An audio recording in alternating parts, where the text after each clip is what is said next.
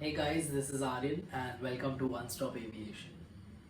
It's been a while since I posted my last video, but I'm sorry guys, I've been busy. I'll be regular from next week, I promise. Today let's talk about VOR. So what is a VOR? VOR stands for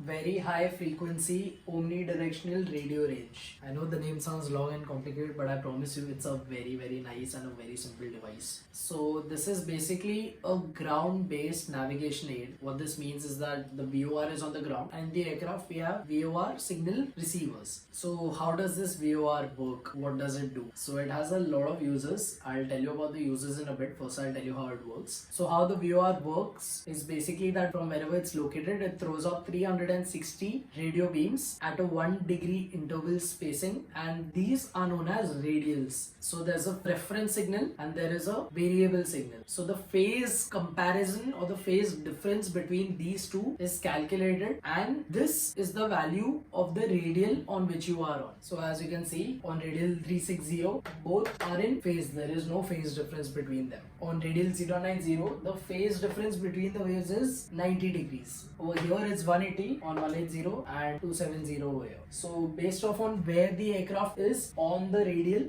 okay, for example, this aircraft over here, even if it's pointing in that direction, it's going to be 090. Even if it's pointing in this direction, it's going to be on radial 090. So the value of which radial you are flying on has nothing to do with what heading you are flying. They are two completely different things.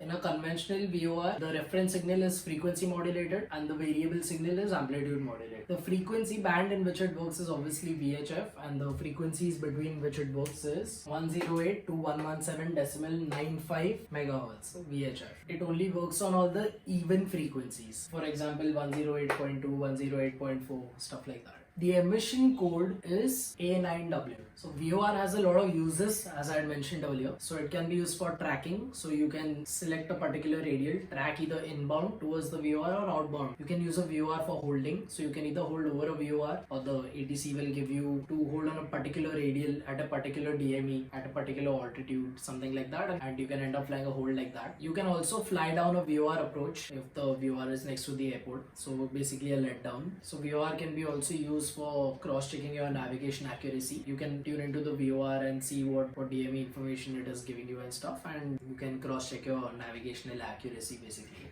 So yeah, it has a lot of uses. It's pretty important.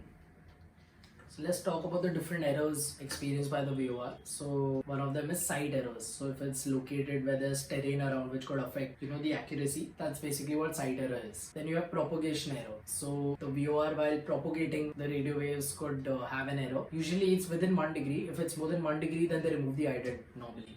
So let's talk about cone of confusion or cone of ambiguity, pretty famous with VORs particularly. So VOR, ICAO recommends that a VOR should be able to throw its radio beams above the horizon to up to 40 degrees. So what they mean is that basically if this is like what the VOR is, then, and this is the horizon, it should be able to throw it up to at least 40 degrees. So you will be receiving signal up to here, within this area. Over here you will not, obviously. Although in practical life, VORs go up to 70 to 80 degrees. So you get so much coverage, and this is the only place where you won't get coverage, and this cone is known as your cone of confusion. This is the place where you'll either get inaccurate readings or you won't get any reading, and the warning flag on the CDI will appear. I'll talk more about the CDI. So this is basically the cone of confusion. How to calculate, if you get any problems relating this in the exam, you use the 1 in 60 rule, and the speed is equal to distance upon time rule. So you can calculate for how long will you be flying through it, how much time it will take you to cross, or what speed, blah blah blah blah. So yeah, 1 in 60 and speed is equal to distance upon time formula is good enough for cone of confusion problems. So now let's talk about Doppler VOR. So Doppler VOR is a VOR which eliminates site error. So I had recently gone to Andaman, Port Blair. So over there, the runway is surrounded by like hills. So the VOR is actually a Doppler VOR and it's mounted on top of a hill. So yeah, that's what a Doppler VOR is. It basically eliminates site error. What is different in a Doppler VOR than a conventional is that in a Doppler VOR, the reference signal is amplitude modulated and the variable signal is frequency modulated. The opposite of a conventional VOR. The aircraft receiver cannot make out the difference whether it's receiving from a Doppler or from a conventional, and that does not even matter, just a technical thing. Now let's talk about the CDI. So CDI stands for Course Deviation Indicator. So if you're flying a conventional aircraft like a Cessna 172 with a conventional steam gauge cockpit, so you'll have a CDI to track in and out of a VOR, blah blah blah, as we mentioned.